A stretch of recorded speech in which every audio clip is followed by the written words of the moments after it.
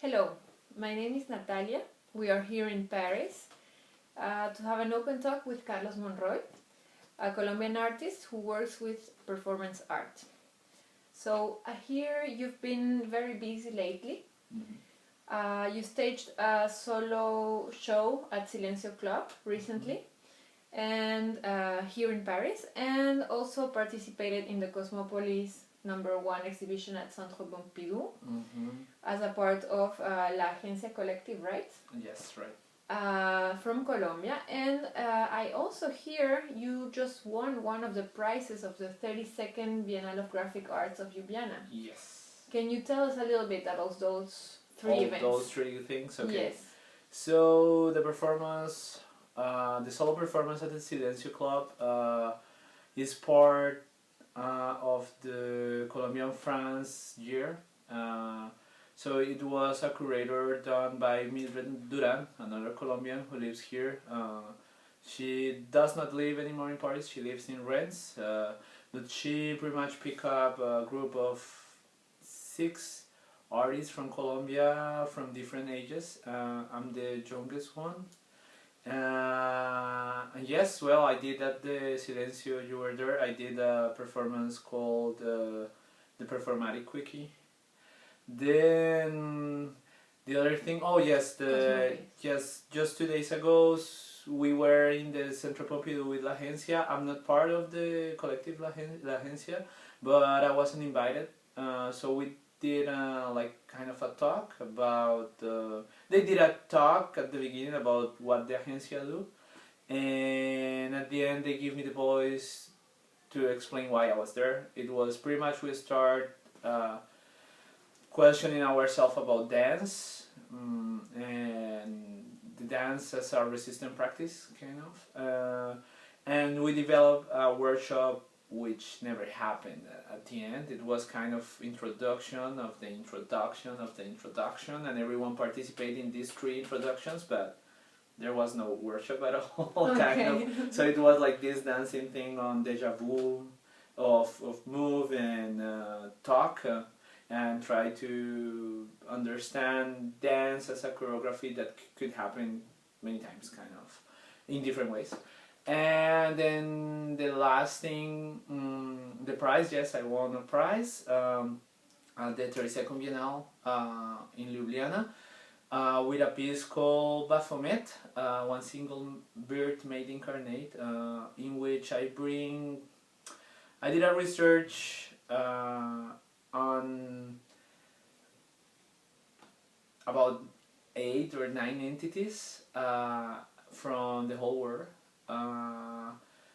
Different entities from folk culture that represents the fertility and the death at the same time. So these are kind of devils who have the key to death and also are the owners of fertility. So yes, it's pretty much an installation, 5 channels of video of these entities entering Ljubljana city. And then it was a performance piece in which I kind of mixed them all in a one new devil-ish from the world, kind of. So, and I got there were 2 prizes, the Grand Prix, which was to Alejandro Paz, which is an Honduran artist, great artist. And my prize, which was a research prize, so I got residency in Ljubljana. I don't know for when, but I know I got it. And that's it. Oh, that's great. That's pretty good news. So we'll have you back in Europe pretty soon. Yes. I hope that I can do not only that, but other things in Europe. I think it's a nice place to be, actually, and a nice place to create dialogues like this, actually. Great. So I was lucky enough to get to see your performatic quickie at Silencio Club. The basis of the performance was a speed dating, right? Some sort of modus operandi where the public was invited to sit at the table with you and get to know you a bit.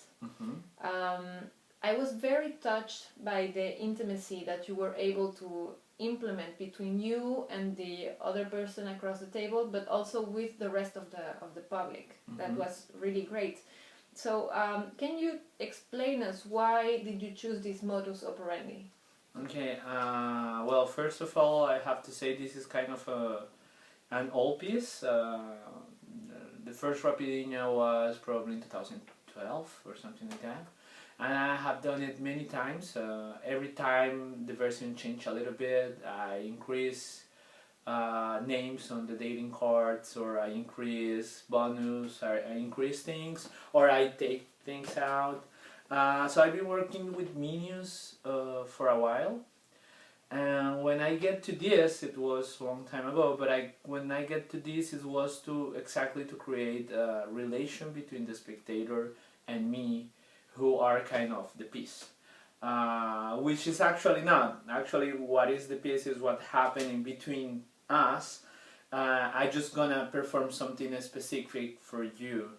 So I think it was trying to create a bond with the spectator, because performance art have this thing.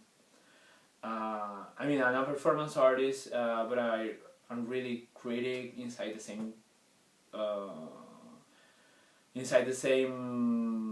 method or the same language. So in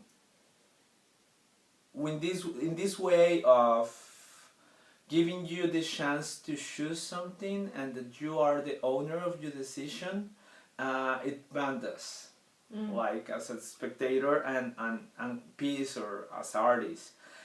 So the thing is not only mine, is kind of your fault too. Like, I mean, doing this because you wanted it. Of course it could be a little tricky, but so going back to performance, so performance have this, let's say, halo of mystery around, and sometimes that gets really cryptic to public. So I have heard a lot of people when going to performance art things, it's like, well, what is that? I don't get it, or whatever. So this, for me, this method of involving the spectator in the choosing and talking to them like a straightforward to you, not to everyone, or like just trying to know you actually, just even if we're 5 seconds of that.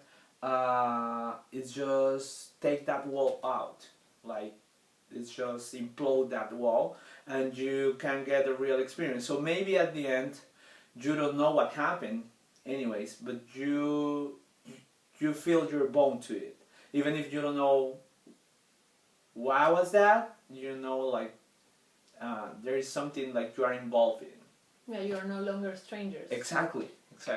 Oh, that's great. So, in every case, the performances lasted 3 minutes, right? And in many of these performances, you refer to well-known artists from all over the globe.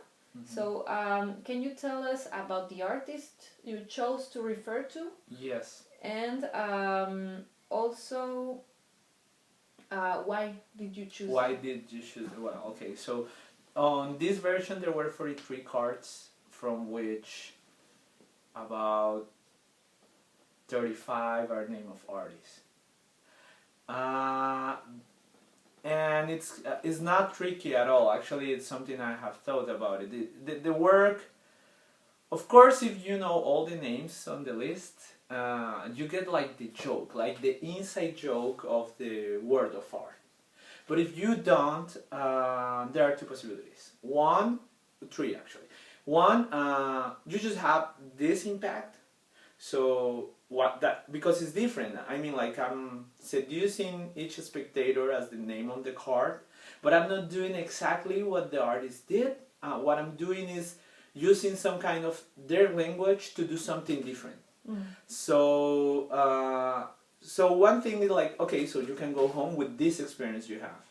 The second is you go home don't knowing who these people is, who knowing the people in the card you taking was, and then going and look and trying to understand why that happened. Or the other option is like you're gonna get a book and wanna try to learn everything that you saw. Or, well, you can do your research, or simply just you don't do it. but it kind of gives you the opportunity to get information also. And okay, so I do believe this, is that there is no such a thing as high culture and low culture. Okay, and I believe like if you mix things up and you put everything on the same level, you are not only giving information to people, but already creating something new, because this differentiation between high and low culture is what I think consolidates, or not consolidate, like perpetuated, like these ideas of race and colonialism and things like that. Okay, so it's for me it's a trick to just bend the thing, put everything together, and not only giving information but putting some things new and blah blah blah.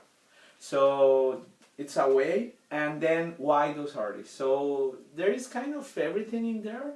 Like there are not only performance artists, there are also like people like Monroy, for example. So yes, I choose them because I love them and I own them.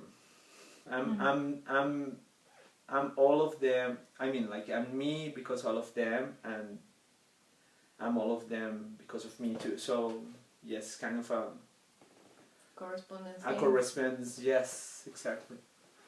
Great. And a game of identity too. Like I can change as much as I want, and you can do that too.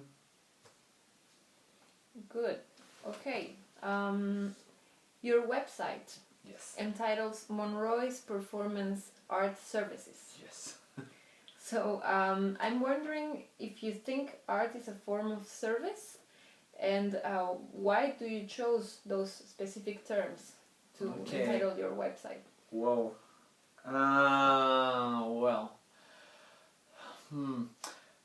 This start from other piece, kind of, but which have like the same kind of jokes inside. I think humor is a great way to open doors to then spread other messages differently. So once I have a kind of a pyramid scheme, you know, like I don't know. Yes, a pyramid scheme, like those kind of business you get in and then you find 10 new bees to get in with you, and then you get money out of them and blah blah blah. So I create this pyramid scheme on performance art, and I was trying to sell this thing as right. So that was called CMG, which stands for Carlos Monroy Guerrero. It's all a joke with a lot of political things on Colombia also, but anyway. So from that time starts this idea of a service, of providing a service to people. And because I do like a variation of not a variation, sorry, like different kind of things, not only performance art, but it's always me like on the run, on the, you know, on the doing. So that's why I choose service, like Monroy Performance Service, and it also because it gives me like a kind of a broad spectrum in where to work and how I deal with people. So yes, if you think the performance was kind of a service, I was providing a service of love to everyone, which is probably not necessary. So that's the point, like joking a little bit with capitalism and consumerism. Yes, and did you? No, I think that was it, right? Yeah, and what would you say that you seek in performative art? What would be your goal, or why did you choose performative art? Well, I think I didn't choose performance art. I think performance art chose me. I mean, it was. I started university thinking I was going to be an animator, like at Pixar or something like that. And yes, I'm an animator of adult parties, I think now. But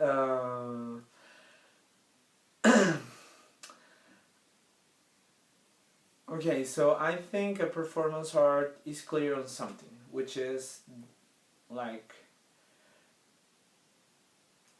there is this notion of doing something now because there is a kind of a state of urgency.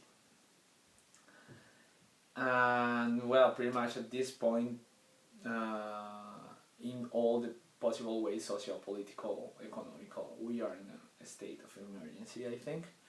I don't know if I have a straightforward point. I think it depends on the context, on the project. I don't know, maybe if we talk about a specific piece, I can tell you there is different things, like from reivindicate ownership of something, or cultural products, or well, things we have been talking, to just talk about I don't know, love and the way we relation with the others and what those words mean. I think it depends on the project. But yes, I think I truly think performance art chose me, and it wasn't the other way around. Okay, good. That's interesting. So, and I would like to know now, some definitions of performative art. Mm-hmm. Describe it as a form of art that is traditionally interdisciplinary. Yes. So, first of all, would you say your work is interdisciplinary, and explain in what way? Yes. Okay. Well, I'm gonna recap a little bit from our history. I'm also an art historian, so yes, there like back from the 20s, like the 20th century, like the beginning of the 20th century, and then back in the 60s, there are like performance art is still undefined for. It feels like a term. It's not that it's undefined. It's supposed to be so open that could have everything in it, kind of. So it's like an open definition. I don't believe that's true. Actually, I do believe performance art is strictly aligned with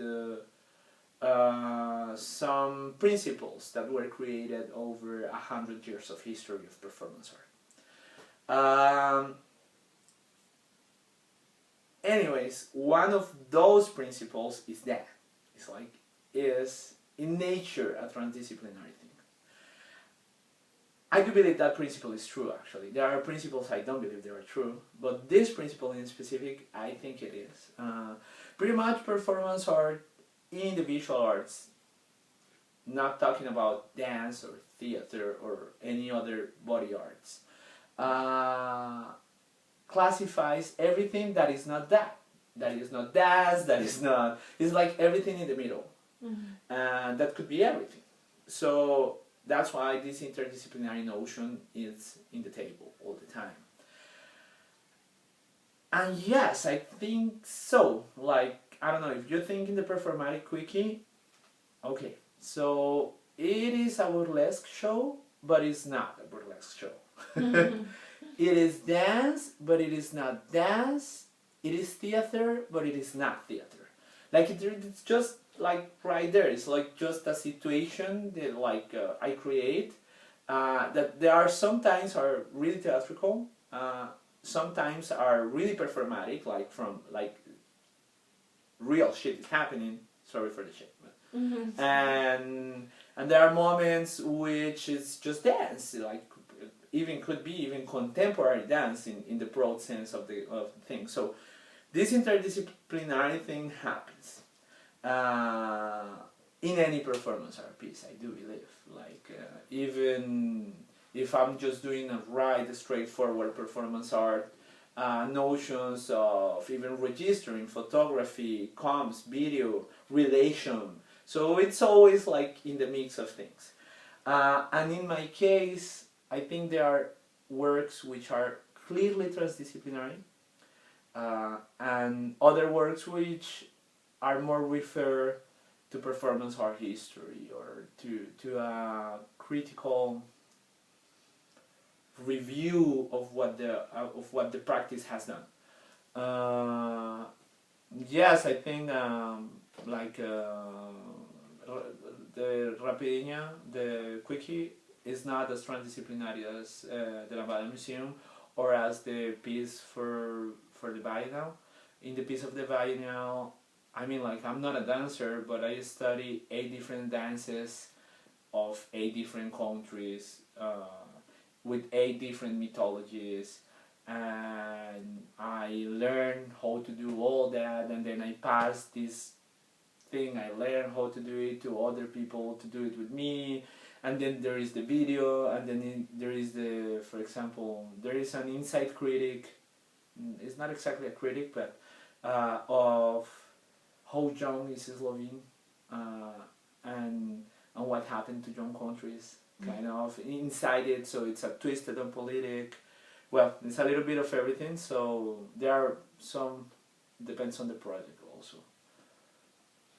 Okay, and how do you feel when working with people from other disciplines? What drives you to work with people with other disciplines? Do you have a... Well, I'm okay, so I have duos with other artists, like in which I work like in this art thing, right?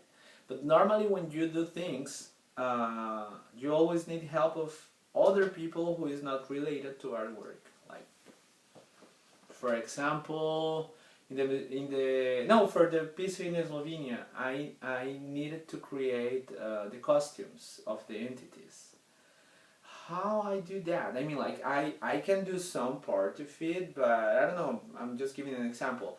I don't know how to create fiberglass. So I need to go look for someone who do it, who with I have already a relation, which is Beto. Beto, it's a guy who works in Sao Paulo city. He was a carnavalesco. Carnavalesco are the guys who design and do all the fantasies for carnival. Oh, okay. He worked on that for a long time, but now he's working, he have like an atelier, and he works a lot for marketing. So I don't know, every time I go there he's doing something new, like move the eyes and whatever. But I have already a relationship with him, so yeah, I will search for him and I will tell him, like, we need to do this, what should we do? Right? And it's not only like I go there and I give you the project. No, it's like I go there and I work with you. So I don't know, last time, for that time, for doing the fiberglass, I work on it. And also, for example, with the dancers, I was the one who gave them the information they needed to, well, yes, well, actually, for a work to happen, you need, like, it's not only that, it's the curator, if it's in a museum, the guy in the museum who's mounting things. For the Lambada, for example, it was 40 dancers who are not like they are folkloric dancers. No, that they are not. I mean, they are not professional dancers. But this is all implicated in a immigrant community. So it is also being part of that immigrant community. So I think involving and affection, I guess that's the link. Of course, you always have troubles. Like it happens. We are humans, but with affection, you can deal with things fine, I think. Yeah, it's a great concept. In science, usually we talk about creating a common language to be able to work interdisciplinarily. But I think the idea of affection is related with creating this common language, because it's me giving my time to understand your side and you giving your time to me to understand mine and try to figure out a real relationship to each other. And that's the how you say that, the bet. that's my bet, kind of like the same with the speed date. It's just 3 minutes. I know it's not many time, but it's just before that. Maybe you didn't notice that, but before that, when we talk at the beginning, when you sit down, I took about 3 other minutes of talking, just straightforward talking, and then we go to things. So it's this negotiation of giving you the time to create affection with me, and also the other way around. Yeah, that's a very, very interesting way of putting it. So we have a visitor. Yes. Okay, so well, for some of the people who are seeing us, I am from Bolivia. So the next question is directly related to my my knowledge and my history as well, because I am really interested in your work of Llorando se fue, the Museum of Lambada in memoriam of Francisco Chico Oliveira. Yes. So I believe this is a really excellent example of interdisciplinary work. Mm-hmm. And can you please tell us what this beautiful work is about and what triggered it? Yes. Okay, so the Chico Oliveira project, I think it born when I was about 9 years old. Not even 89, like 6 years old. And it was when my dad gave me as a present the Kaoma single Llorando se fue, the Lambada version. And okay, so I was this obsessed kid with dancing lambada to everyone, like in the living room, to my aunts, and like visit is coming, and I was gonna dance lambada for sure. I've always been a dancer, kind of. So, and then so when I get to Brazil, I went for the first time in 2006. One of the first things I did was trying to look for a place to dance lambada. Of course, there were no more places to do this. Because all the lambaterias closed in the beginning of the 90s. So when I was doing that, for some weird reason, I just got into this, I think it was a blog or something, looking for this information of these places, and I just fall into the information that lambada was in like this exotic Brazilian tropical thing, but that in strut and like the hit song is exactly that, was an Andean Bolivian folk song as important as the Garota Ipanema, like an hymnus of like a national anthem, a second national anthem for Bolivians. Mm-hmm. And my Andean soul just got deeply dark. Like, what? Like, this is not, I mean, like, this is not happening. So pretty much that was the trigger. So the project starts a long time ago, but that was the trigger. Like, what happened? So the project tries to reveal what happened. For make a long story short, is I search for this answer, like what happened, and the project tell you the history of Francisco Olivares, who was a Bolivian immigrant in Brazil, who brought the song to Brazil, and then French and a Greek producer took this repertoire and bring it and put his name on it, but no credits, and he is not even the author, the real author of the Carcass.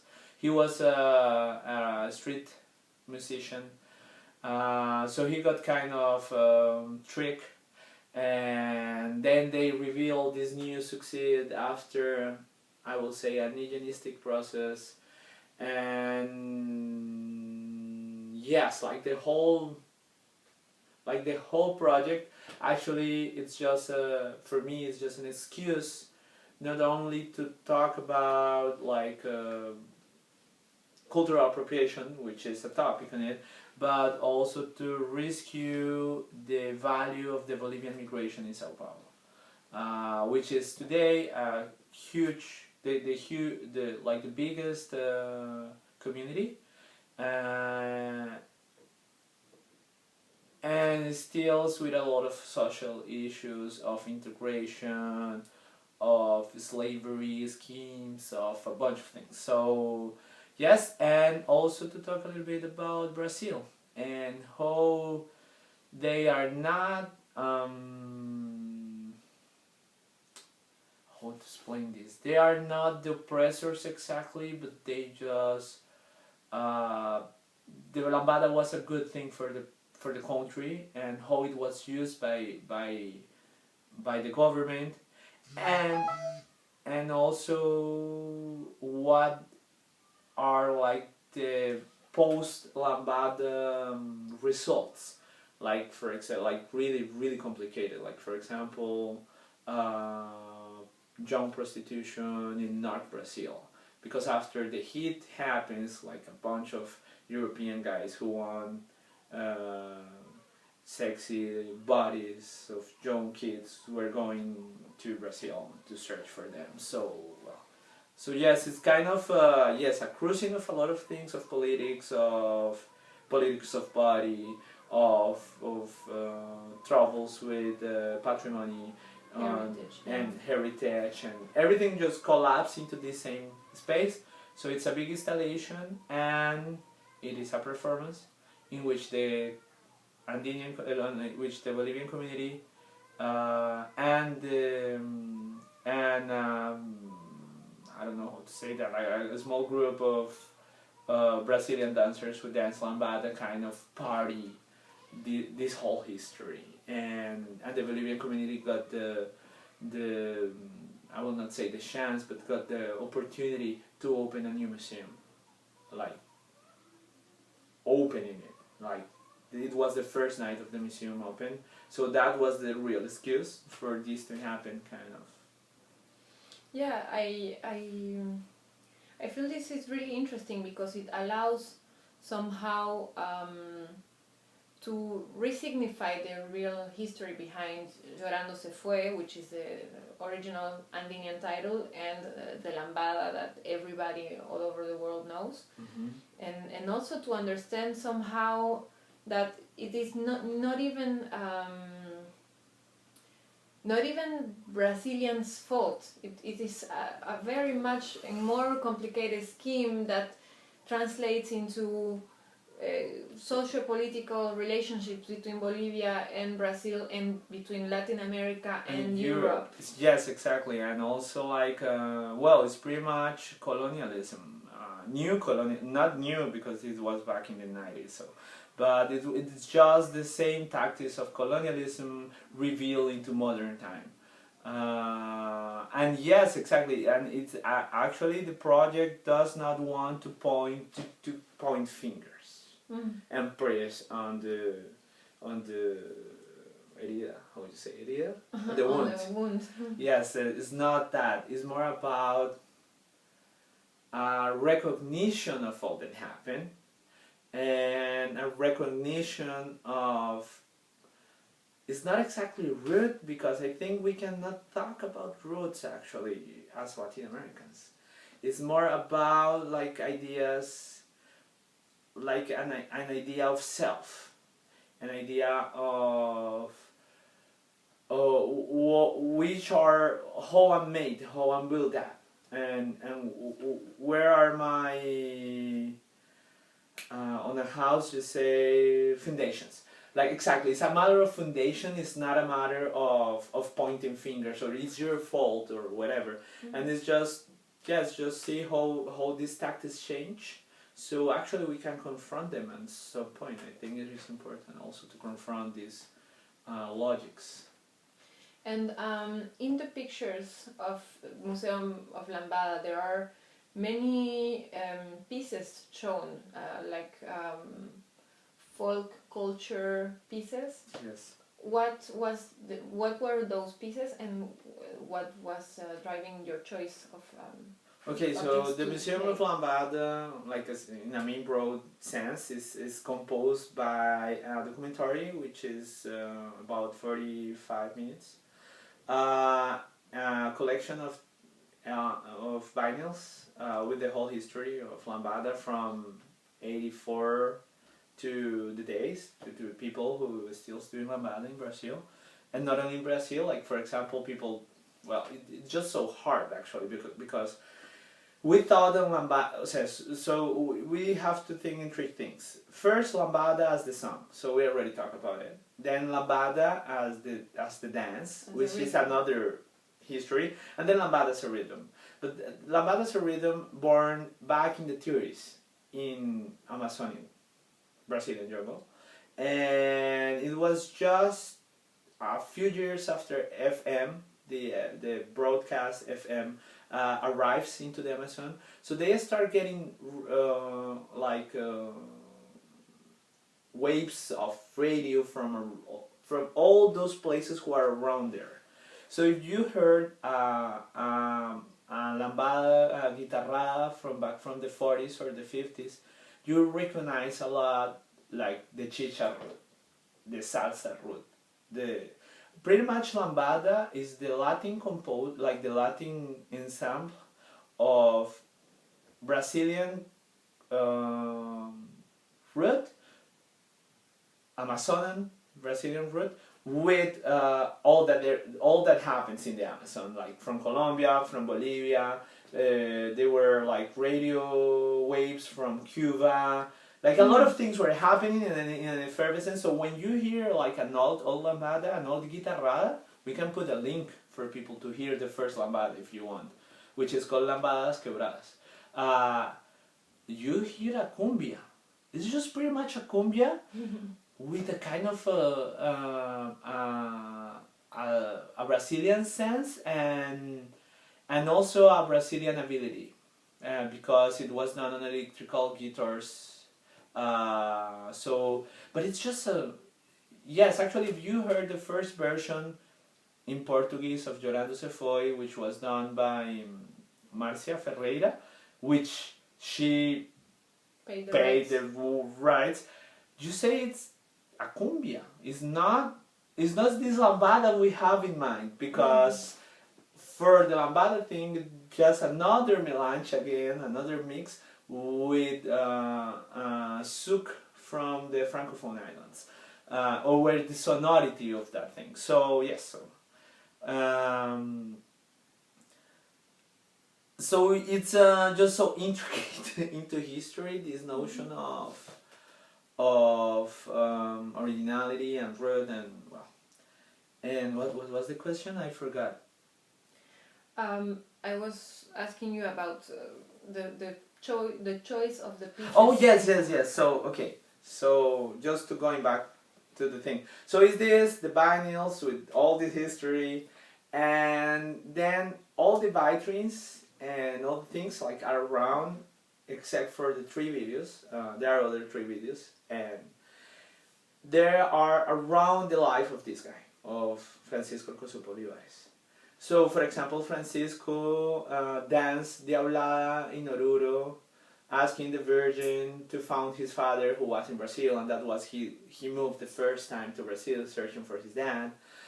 So that's why the Diablada mask is there, for example. Or the Queco, which is also like pretty important for me as a god of richness, and so he was devoted to a Queco at the end of his life, or at the end of, not at the end of his still alive, I think. I say I think because I'm not sure about it. I'm not sure because the life of this guy is not like the most easiest life, so we couldn't got in touch with him exactly. We were trying to, but we didn't get there. We're gonna get there anyway. So yes. Anyway, so these things that were there have a relation to his history and a relation to Lambada. There were also, for example, the skirts of Marilei da Silva, which was one of the dancers of Kaoma, who gave a talk also about her experience and how crazy it was, how that changed her life at the time. And yes, yeah, pretty much the show scenes are around the life of this guy, but which are also, I don't know, for example, you see in the combi, you see the Christ. And it's also like a kind of a joke, not a joke, it's kind of a trick. I like these tricks because everyone will think, oh no, this is the Christ of Rio. But no, it is made as the Christ of Cochabamba. For example, yes, there are a lot of things like that, like that people will think is something, but it's not. Was this character from Cochabamba, or why the Christ of Cochabamba? Well, that's just my theory, because there are a lot of things, like for example Copacabana origin is also there, but this Christ is particularly because it happens after the Lambada thing, and it's the city of the Carcas. So it's kind, for me it's kind of a response to what happened. So okay, so we're gonna do it now, we're gonna make it bigger, because it's bigger actually. So and I think it is these ideas, these crazy ideas of because as I told you, when I get here, I'm not the, I mean, like, I cannot talk about appropriation. That's my work all about. I cannot talk bad about it, but I think there are ways to do it. And in this case, it, like for me, is the image of that. How do we get back this? Okay, we're gonna do something. What do we do? So I don't know if it happened this way or not, but it feels like so. It also make me relate both places. I mean, like, it's not for free that there are exactly two Christ in two different places, which both have a place called Copacabana. It's just there are so many relations. It's just that. Yeah, it's a really funny way to see it. I'm not sure it was made like that. No, I don't think so either. I'm sure we would all love to think that it was made because of that. In Bolivia, I'm sure.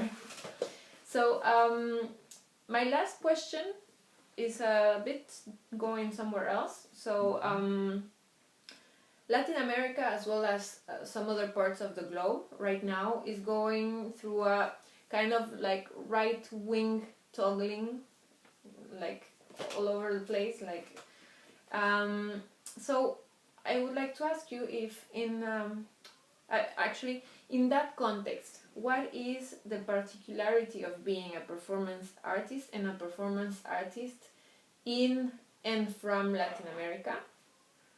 And especially in Brazil, because the current context of Brazil is very hostile to difference. I mean LGBT, I mean yes, homosexual, etc. Okay. What I say, performance art is I will say, is a weapon to resist against forces. Actually, it could be like, let's take the opposite, which is Venezuela, right? We can talk to Ordos Gotti, Erika, that's her name, and what she's doing there, or any Venezuelan diaspora artist from performance art. I have some names on the top of my head. Well, Brazil is a particular case right now, because contemporary art has been targeted by a specific right-wing party. This is not a party exactly, but let's say party. And it seems like it's this curtain of these gays, no, like a persuasion thing to everyone, just paying attention to museums and a crazy guy naked in a museum while they're taking out in the Senate rights like labor rights and things like that. I don't believe in this. I mean, like, we are targeted, but I know we are not the enemy. You know, like, we are, as artists, of not only performance, as artists in general, we have just been targeted because we are vulnerable people, regular people who do arts, regular institutions who try to do their work.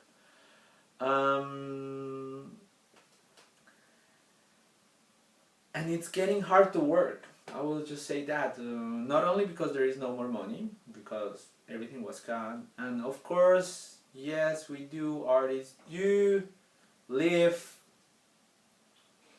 from the government. I mean, I do work in other shit to pay my bills, but for do my art, I always look for bursts or funding. But it's like what any creative do, because we are just regular people and we want to do the fucking Museum of Lambada. How do you do it? So you find for a price, or you find, well, so yes, I think they target us, and that's it's getting out of line also. Because I do really think we are not the enemy. We are just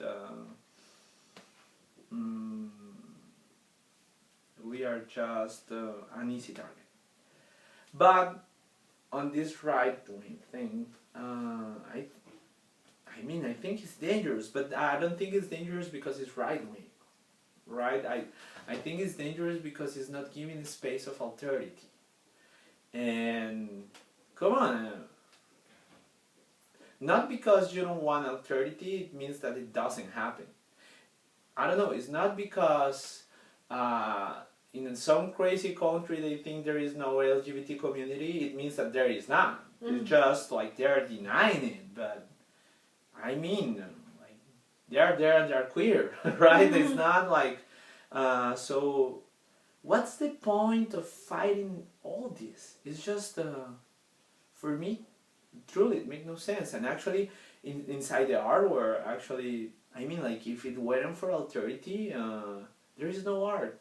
And it seems like I don't know what they want, actually. I don't know if they want just a simply automatic word, like nobody thinks, and like maybe like 1984 or something like that, that's what they search. But I do believe in the power of resistance of bodies. And not even in I do believe in art, but I do believe more in the body as a machine of resistance. Even if you are one of the oppressed ones who your voice wasn't loud enough, there's gonna be something at your back who's gonna hold it for you with their bodies.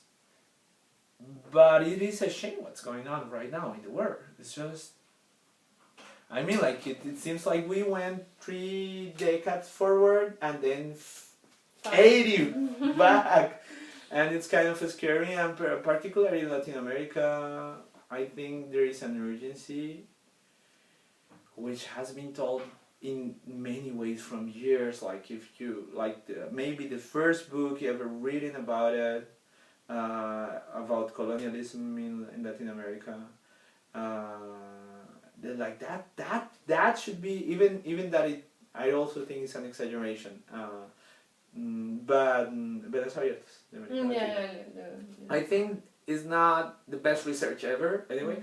But I think that should be like one book, like, as a Latin American, you should read. It's not like, I mean, like, it should be given to kids at school, you know, like, this is what they do with us, so be aware. Be aware, exactly, at least that. Be aware, don't be so naive. I think, yes, like, awareness is something that is lacking. That's it. I don't know if I answered that question, actually. Yeah, somehow, I mean, I understand your vision of the particular context right now, but I was wondering if as an artist, or what it means to be an artist right now in that context. Okay. No, so it means resistance. It means work with what you have, and well, that's actually something. That's maybe what actually performance art shows me. Recently, I was with another performance artist, and one of Constanza. She said, like at some point when I was in the university, I realized I didn't have the money to buy the tints and to buy the paint and everything. Mm. So what do I have? What do I have? I have nothing. Oh, wait, I have my body. So that's why I'm saying I do believe in the power of resistance of the bodies. And so yes, this is a weapon. Even if I mean like a weapon. Okay, of course, you can use it to shot people. But what I meant is like this is a weapon to say things. This is a weapon to resist the thing. This is a weapon to everything. Actually, I think that's pretty clear here in France. Like today, for example, I saw a kiosk closed because they are they are on a strike. Mm-hmm. The kiosks are on a strike. I never thought like people who work in kiosk, they were organized enough to go on a strike because the editorships don't pay them well. It's just, oh my God, that's amazing. I truly think it's amazing. Like this, it's not only your body. It's your body in relation to those other bodies on what they can do. As a collective. Yes, and we have this conversation a lot with another person, another guy you already interviewed, who is my friend, which is Andres. Mm-hmm.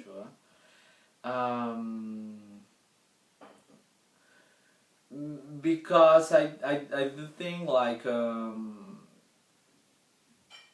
it seems like this organization is not anymore something reliable to change things, but I think it's the only thing. I think till now, and in this conversation is about this, till now we haven't found any other way to fight for rights, to fight for liberty, to fight for don't get into a dystopia, which we already are, but to don't get more and more into the dystopia.